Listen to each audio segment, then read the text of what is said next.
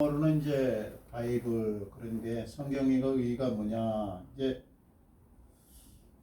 거룩한 이 정경으로, 그러니까 정통적인 이 하나님의 말씀으로 우리가 이렇게 채택한 것인데, 이게 이제 성경이 지금처럼 이렇게 66권이 있는 것이 아니고 또 이렇게 다 장절이 있는 것이 아닙니다. 장절은 이제 중세시대에 와가지고 이제 집어넣은 거고요. 인쇄업자가 집어넣은 거예요. 그러니까 읽기 좋게 하기 위해서. 그리고 전부 모아가지고 해놓은 겁니다. 그래서 이 과정이 어떤 것을 정경으로 채택할 거냐에 대한 논란이 많았어요. 그러다가 이제 이렇게 역사가 쭉 오면서 이제 개괄적인 거 나중에 역사적으로 어느 회의 때 채택되고 어떤 성경이 들어갔나 나갔나는 다음에 또 공부하기로 하고, 오늘은 성경이 무슨 책인가. 성경은 하나님이 인류의 구원을 위해서 주신 책입니다. 인류의 구원을. 그래서 특별 계시라고 하기도 하죠. 그러니까 하나님 우리에게 보여준 거는 자연 계시가 있고 특별 계시가 있어요. 자연 계시는 자연 만물이나 일반적인 원리를 말하는 거고, 이제 특별 계시는 구원에 관한 겁니다. 영원한 생명을 얻기 위한 이 과정에 대한 그런 내용을 담은 거예요. 그래서 성경에는 모든 창조 역사라든가 또 인간 역사라든가 아니면 과학이라든가 문학이라든가 또 인문이라든가 여러 가지가 다 포함되어 있지만, 그거는 이제 개괄적으로 이렇게 전반적으로 있는 것이, 구체적인 이 과학을 공부한다 또 수학을 공부한다. 그런데 성경만 봐서는 안 되죠. 그거는 일반 원리에 있는 거니까 그건 일반적으로 이제 인간들이 연구한 것을 또 조사한 것을 이렇게 공부할 필요가 있고, 중점적으로 다루는 것은 성경에서는 구원에 관한 것이다. 구원에 관한 것이다. 그래서 이제 족보도 때로는 이제 누락된 사람들도 있어요.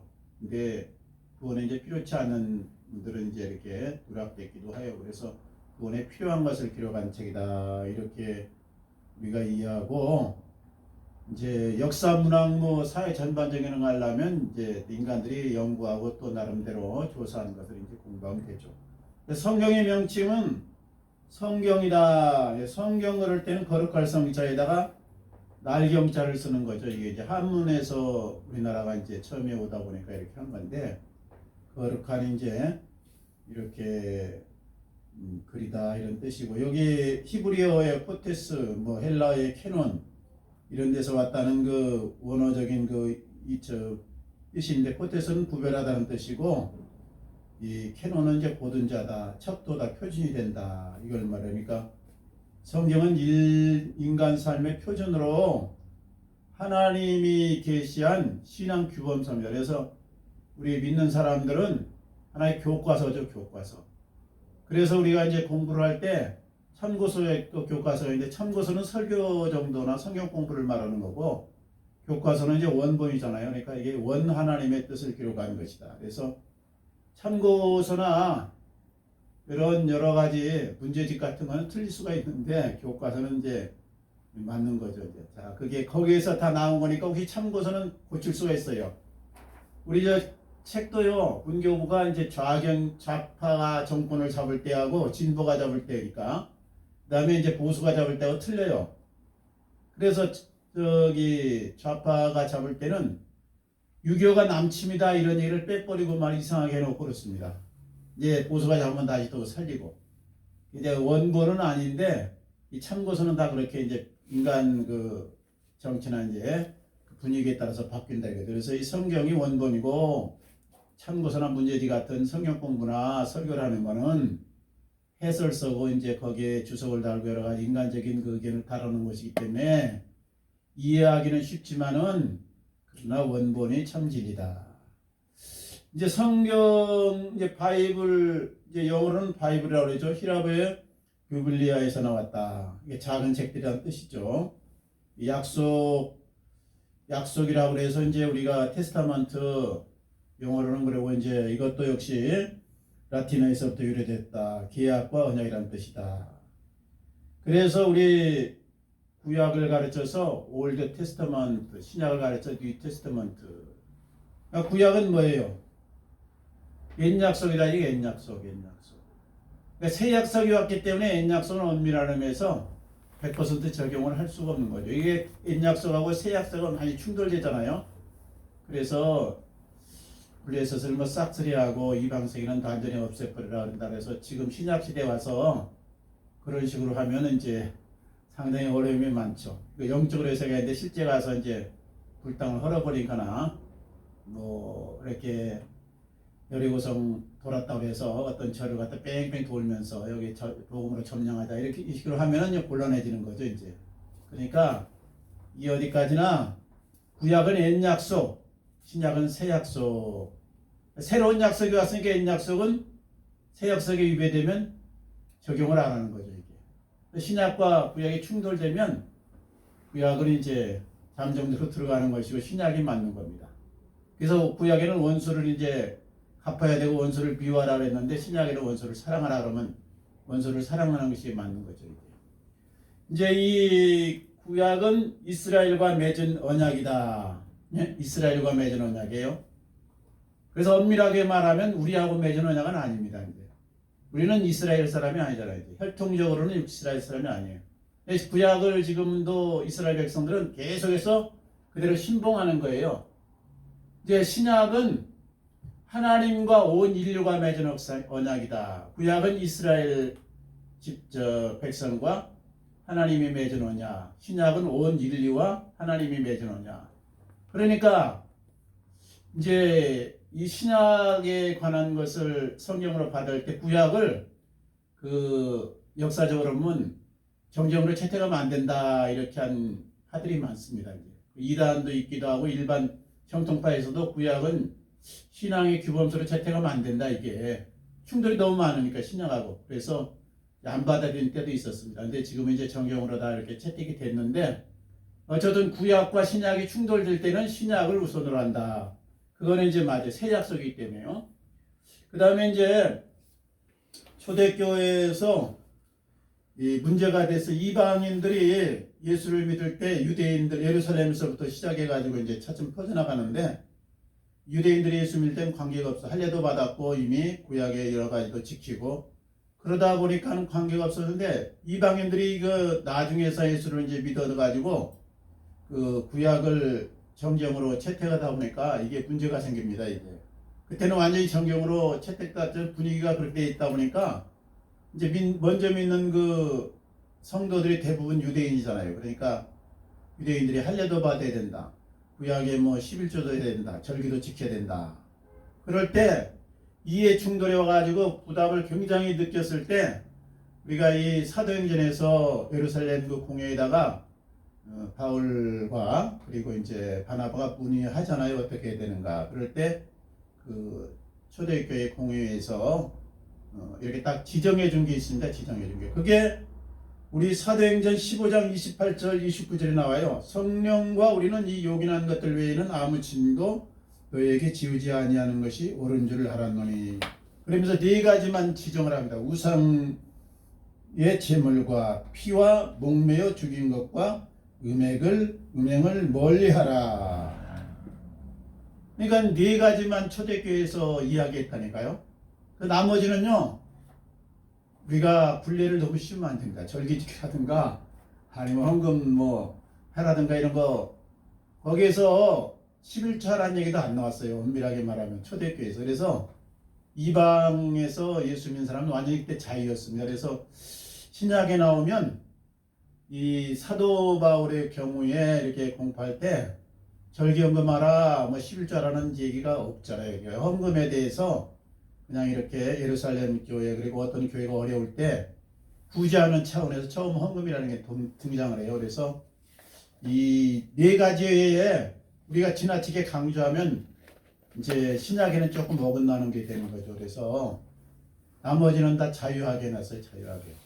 그런데 이제 여기에서 이 음행을 피하라 이건 도덕적인 관념에서 일반적으로 우리가 이렇게 도덕이 인간 사회에서 필요한 것이기 때문에 서로가 사회생활을 하다 보니까 그거를 범하지 말라 그래서 10계명에서 뭐 살인하지 말라 도둑질 하지 말라 이제 그런 계명들이 나오기 때문에 그 계명들은 다 준수하고 포함해서 요 네 가지 음행과 그 다음에 목매인 짐승과 피와 우상의 제물에 관한 거 요 정도로만 이제 새로 믿는 사람들에게 강요하고 나머지를 강요하지 말라, 이것이 신약의 뜻이에요. 그래서 이제 구원받고 하나님 백성 되는 것이 귀하고, 그 다음에 하는 것은 신앙의 척도에 따라서 자율적으로 자기가 뭐 하나님에서 헌신할 때 목숨을 내걸고 순교도 할 수도 있고, 또 거기에 미치지 못하면 강요해 가지고 너무 하지 말고 자유롭게. 그래서 신앙은 부담이 돼서는 안 되고, 처음 믿는 사람도 신앙 때문에 부담 가지면 안 되고, 교회도 신자들에게 부담을 지우면 안 된다 이거죠. 네 가지의 부담을 지우는 것은 신약 성경의 뜻에 어긋나는 겁니다. 그래서 우리가 이 구약의 성전의 개념과 신약의 교회 개념을 처리해 가지고, 옛날에 구약에는 이 성전이 굉장히 중요했고 이 절기가 굉장히 중요했고 헌금이 굉장히 중요했습니다. 이게 이제 제사가 굉장히 중요했어요. 이게 이스라엘 백성의 표된 거고 구별된 백성의 의무였어요. 이게 당연히 해야 됐어요. 근데 신약에서는 그렇지 않습니다. 이게 완전히 자유함을 얻은 거예요. 근데 이제 한국교회 특성에서는 구약으로 많이 회개했어요. 제가 이 다른 세계사를 이제 일반 그 서양 교회들을 연구하다 보니까 한국처럼 그렇게 안 돼 있어요, 체계가. 근데 이제 한국에서 우리가 이 교회 성전을, 이 교회를 성전, 옛날 구약의 성전 개념으로 생각해서 성전을 위해서 뭐 이렇게 희생을 하고 헌신을 하고, 옛날에 강다리 목사님도 많이 강조했잖아요. 성전을 위해서 뭐 빚을 내서 할 정도면 하나님이 축복 준다 건데, 그런 구약 개념이에요. 구약 개념. 신약에 오면 이 교회는 성도들의 모임이에요. 그래서 이제 예를 들자면 분당에 신도시가 설치될 때 우리 교회 그 이찬수 목사님이 있고 충성교회가 있고 두 교회가 굉장히 컸어요. 10,000명째 넘어섰어요, 둘 다. 근데 이찬수 목사님은 사상이 뭐냐면 이제 사랑의 교회에서 그 받아서 교회 건물을 안 졌어요. 교인들에게 부담될까 봐서. 그래가지고 그냥 학교를 빌려가지고, 지금도 학교 빌려서 하는 거예요. 원 교회가. 그리고 선교관이라고 조그마한 거 있는데, 그것도 이제 이 교육부를 위해서 이렇게 마련하고, 평상시에 이제 모이기가, 이제 학교는 어떨 때 제한이 있으니까 거기서 모이기 하기 위해서 해놓은 거지, 그것도 이제 사회에 기부하려고 지금 그렇게 계획을 말씀하시더라고. 그러니까 교회는 성도들의 모임이지 건물이 아니다 해서 건물을 안 졌어. 충성교회는 구약적인 개념으로 교회를 졌습니다. 12층을 졌어요. 지하 4층을 하고 2층 지상 몇 층 해가지고 졌어. 그래가지고는 결국은 이제 400m씩 빚이 되다 보니까 융자를 받아줬는데 안 돼가지고, 안타깝게도 안산홍 층이네, 하나님의 교회에 넘어가가지고 지금 거기 하나님의 교회 본부가 옛날 충성교회 그거 건물이 그대로 하나님 본부로 넘어가 버렸어요. 참 안타까운 일이에요.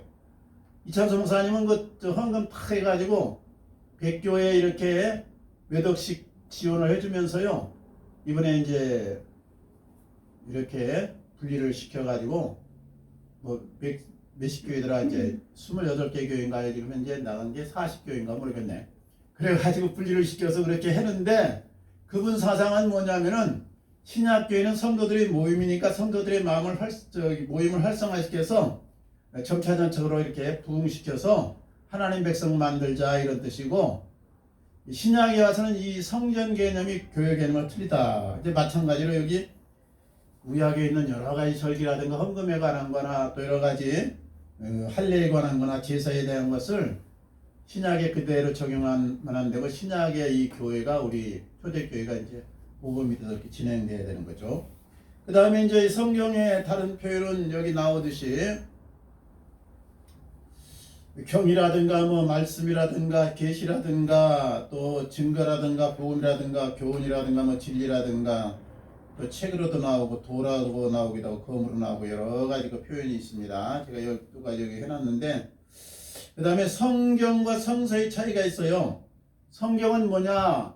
경이라는 거는 이제 성경할 때는 이게 신앙적인 표현이거든요. 신앙적인. 서라는 건 일반적인 책을 말하는 거예요. 그래서 일반적인 총 책을 말할 때 성서, 이제 일반적인 책을 분류할 때 그렇게 하는 것이고, 이제 이 성경이라 할 때는 한마디로 구별된 책이라는 뜻이기 때문에 우리 성도들 입장에서는 성경이라고 쓰는 게 맞습니다. 가끔가다 이제 일반 강의를 나가면 혹시 성서다 이렇게 해도 되지만 성도들의 모임에서 성서다 이것은 조금 우리 어감상 같은 것이지만 일반 책 개념하고 똑같이 영적인 책이 아닌 것처럼 오해할 소지가 있어서 성경이라 하는 것이 우리 성도들이 맞고, 혹시 방송이나 아니면 어떤 일반인들에게 강좌할 때는 일반 책과 비교해서 성서다 이렇게 하는 것도 괜찮은 것이죠. 그래서 우리가 얘기할 때는 성경이라 하는 것이 좋다.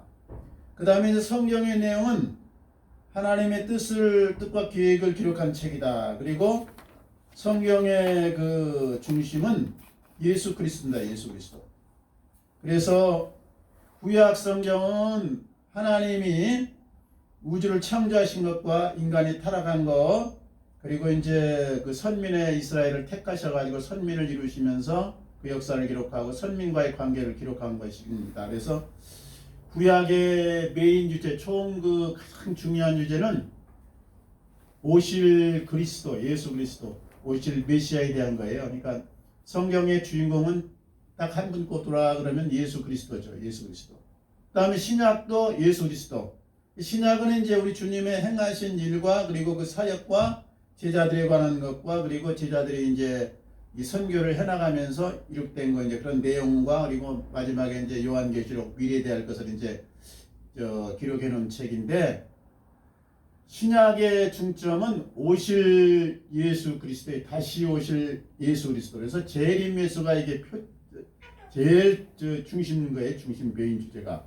그러니까 구약의 제일 중심 주제는 초림 예수에 대한 것이고, 신약의 가장 중심되는 메인 주제는 재림 예수 그리스도다. 그래서 우리 교회가 소망해야 될 것이 재림 예수 그리스도를 바라보면서 기다리는 겁니다. 지금. 그래서 이 신부된 입장에서 기다리는 건데, 우리가 딴 데다 자꾸 초점을 맞추면 세상에다 이게 자꾸 연연하게 되잖아요. 그러니까 세상은 없어질 것이 없어져. 그리고 장차 이제 새하늘과 새 땅에 우리가 들어갈 것이고, 그리고 오실 예수 그리스도가 이제 다시 오시면 심판주로 오시면서 세상이 끝나는 거죠. 그러니까 이 세상에다가 너무 이 일반 종교처럼 세상에 소망을 두고 세상에 복받고 세상에 잘되고 이런 것에 초점을 맞추면 기독교 원뜻하고 좀 어긋나는 거죠. 우리가 믿음, 소망, 사랑 이 세 가지는 항상 있을 것인데 그랬잖아요. 그러니까 믿음은 뭐냐? 우리가 예수 그리스도를 믿어서 하나님의 자녀가 된다. 그리고 천국 백성이 된다. 영원한 우리 생명을 얻다. 이것이고, 사랑은 이 현재 살아가는 과정에서 하나님이 제일로 기뻐하는 것이 사랑이다. 하나님을 사랑해서 하나님과 늘 가까이 하고 하나님과 소통하고 하나님을 위해서 헌신하면서 살고, 그 다음에 사람을 사랑함으로써 하나님의 원뜻을 이 땅에 충만하게 펼치고, 그리고 우리 마음은 어디가 있어야 되느냐? 하늘나라가 있어야 되니까 하늘나라 소망에, 땅의 소망을 두면 안 되는 거예요. 땅의 소망을. 그래서 이게 땅에서 예수 믿고 잘 된다 이걸 가르치면 안 된다. 그거는 하나님이 그렇게 할 수도 있고 안 할 수도 있는 거거든요. 그래서 이번에도요 월드컵 할 때 기독교인들도 많이 보고 이제 기도도 그랬는데, 어떤 목사님은 이제 착각을 하셔가지고 그 나중에 포르투갈이 이길 때 손흥민이하고 이제 황희찬이가 둘이 애를 많이 썼잖아요. 근데 이제 나중에 그 화면에는 안 나온 거지만 기도를 했다 이게 기도를. 근데 기도에 이제 기독교인을 착각했는데 기독교 우리 하나님께 기도한 게 아니고 자기가 이제 믿는 신에게 기도한 거예요. 그래서 황희찬이는 불교 신자고요. 손흥민은 무종교입니다. 그러니까 세상적으로 잘되게 해서 예수 믿는다 여기다 초점을 맞추면 안 되는 거예요. 이건 그냥 우리가 전도하기 위해서 처음에 예수 믿으면 복 받습니다 이 정도로 해야지, 우리가 하나님 앞에 헌신하고 아니면 뭐 충성하고 헌금했다고 우리가 건강해지고 물질이 많아지고 세상에서 뭐 부귀영화를 누린다 여기다 초점을 맞추면 이방신이죠. 이방 종교죠. 이방 종교에 다 여기다 초점 맞추는 거거든요. 그래서 가서 정한수 떠놓고 빌기도 하고 가서 불공 드리기도 하고 뭣도 하는데 이게 땅에서 잘 되게 안 되고, 우리는 그것이 아니고 하늘의 이 상급을 쌓기 위해서 영원한 생명을 얻은 것에 감사해서 이렇게 하는 거예요. 그러니까 세상 것은요, 세상 것 예를 들어서 내가 뭐 공부를 잘하고 싶다, 또 아니면 돈을 많이 벌고 싶다, 아니면 내가 어떤 명예나 어떤 생각을 많이 쌓고 싶다 그러면 하나님의 일반 원리에 충실해야 돼. 하나님의 일반 원리. 일반 원리는 뭐예요? 열심히 일하고 그리고 생각을 많이 하고 도전하고 용기 있게 나가고 그러면 그렇게 되는 거예요. 그래서 우리나라 부자들 제가 이제 우리나라가 이제 부자 그러면 10억 이상 현금을 굴릴 수 있는 사람을 말한다고 그래요. 근데 그런 사람들이 대략 0.8%밖에 안 됩니다. 많은 것 같은데 실제는 아니에요. 나머지는 전부 우리나라는 부동산을 갖고 있는 거고 자기 집 사는 집이나 어떤 땅 그런 거는 이게 돈이 잘 안 굴려요. 현금화가 어려워. 그리고 그거는 이제 그냥 사는 거니까 그건 빼버리고 현금을 10억 이상 굴리는 부자들을 말하는데 부자들 중에는 일반인도 많고 기독교인도 있는데 그 사람들이 부자가 된 원리는 어떤 헌금을 많이 했다거나 기도를 많이 해서 된 건 아니고 우리 뭐 이재용 그 다음에 또 현대 정지용 다 비롯해서 열심히 살고 성실하게 살고 그리고 도전 정신 가지고 자포자기 잡고 이렇게 이제 일반 원리를 따라서 그리고 일반적으로 출세한 사람들은 공부 많이 하고 열심히 노력한 사람들 그리고 나름대로 어떤 어려운 고비를 잘 넘긴 사람들이 이제 세상에서 잘 되는 거예요.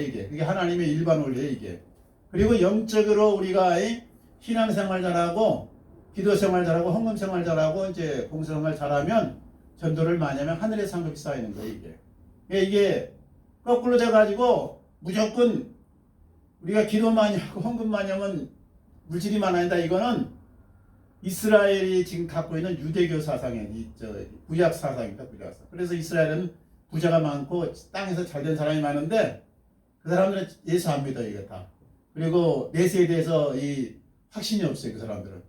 이대인들의 그 가정교육도 있고 이대인들의 뭐 교육도 있는데요. 옛날에 정태영 저기 그 건국대 교수 무슨 그분이 그냥 강의를 많이 했는데 내가 그 신앙적인 줄 알고 그 참 많이 했어요. 그리고 요즘에도 또 히브리타 교회라고 있어요.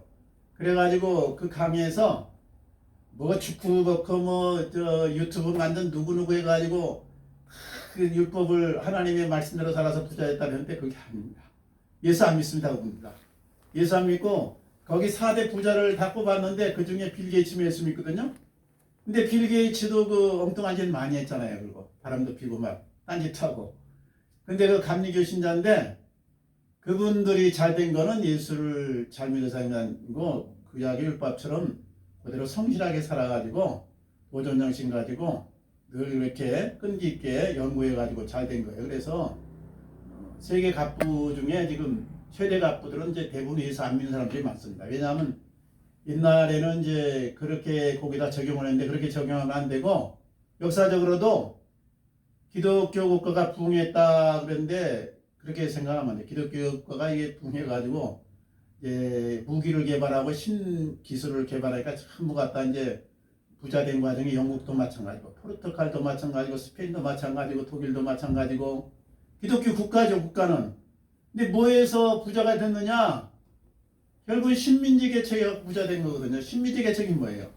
아프리카 가서 총 쏴가지고 전부 죽이고 노예 잡아다가 물자 갖다가 이제 이렇게 팔아가지고 하나님과 전혀 이제 관계없는 그리스도 중세 때 이제 십자군 전쟁이 이렇게 되지. 그렇게 해가지고 착취에다가 이제 부자가 된 것이지 기독교 국가라고 해서 그냥 무조건 부자 된 거 아닙니다. 그래서 대영 제국이 된 거는 그 식민지 개척에서 해지지 않는 나라 그건 축복이 아닙니다. 이게 징기스칸이 세계를 칠로 이 영토를 많이 넓혔거든요. 근데 그 가장 징기스칸이 그 훌륭한 사람이냐 아니에요. 그럼 징기스칸은 이제 영적으로 보면 아주 악인이죠. 악인. 많은 사람들을 죽이고 아주 엉뚱한 짓 많이 한 사람이잖아요. 그러니까 그가 부귀영화를 세상에서 권력을 누리고 많은 영토를 가졌지만은 하나님 뜻과는 많이 배했다는 거예요. 이거 기독교 중세의 국가들이 전부 잘 됐다는 거는 이게 세상적으로 그렇게 평가를 하면은 잘 된 건데 착취해가지고 그렇게 됐다. 미국만 해도 노예 제도가 있어갖고 그 전부 이제 부려가지고 잘 된 거잖아요. 초창기에는. 그러니까 하나님 사랑은 틀리고 그런 거는 땅의 것이기 때문에 우리가 그런데 소망 두지 말고 하늘의 이 구원에 관한 것, 영원한 생명에 관한 것, 그리고 하늘에 소망 두고 사는 것을 중점적으로 말하는 것이 성경이다. 성경. 그 모형으로 단지 구약에서는 인간들이 영적인 세계를 모르니까 육적인 걸로 좀 표현해서 하나님께서 그렇게 말씀대로 살 때 땅의 복을 주신 그런 예를 들은 것이지 그것이 우리의 초점은 아니다 이거죠. 그래서 성경은 우리가 일반 은총은 하나님의 일반 원리를 따르고 땅에서 잘 되는 거는 그리고 이 하늘의 정말 신령한 복, 참된 복은 이 우리 말씀 따라서 살 때, 그래서 성경을 읽고 듣고 행하는 자는 복이 있다 그랬잖아요. 그러니까 이게 영적인 땅으로 옮긴 겁니다. 하나님의 백성이 된 겁니다. 그러면 영적으로 하나님 앞에 생명받고 영원한 우리 천국의 시민권을 얻은과 동시에 정신적인 계조와 육적인 여러 가지 이런 문제는 차츰차츰 변화를 하나님 주세요. 다급하게 예수 믿고 막 금방 내가 육신적으로 뭐 하겠다 이렇게 생각하지 말고 영적인 따로 옮긴 것에 감사하고 하나님을 동행하면서 살면 우리 하나님께서 이제 차츰차츰 우리 삶에 열린 마음 주시고 열린 사회 주고 그리고 여러 가지 종합적인 복을 주신다 이걸 믿으시고 우리 늘 말씀을 어떻게 돼야 되냐 말씀을 읽고 듣고 그 다음에 행하는 데까지 계시록에서 이 말씀을 듣고 읽고 행하는 자는 복이 있나니 우리 여기까지 나가셔서 하나님이 예배하신 축복의 주인공 되고 우리 영원한 승리자가 되시기를 다 주님 이름으로 축원합니다. 아멘. 같이 기도하겠습니다. 아버지 감사합니다.